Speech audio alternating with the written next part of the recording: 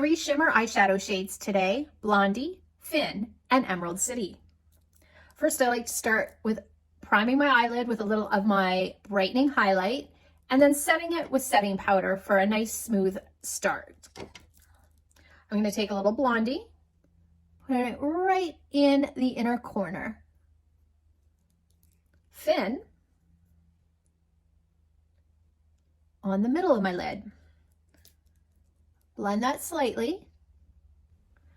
Emerald City, my green color, I'm going to start light in the crease and above to get that color higher so you can actually see it.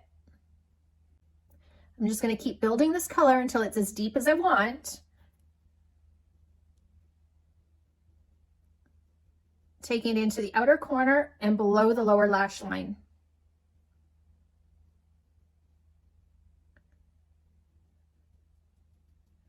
Using my multitasker brush and Sunlit, my brightening highlight, I'm just going to brighten the inner corner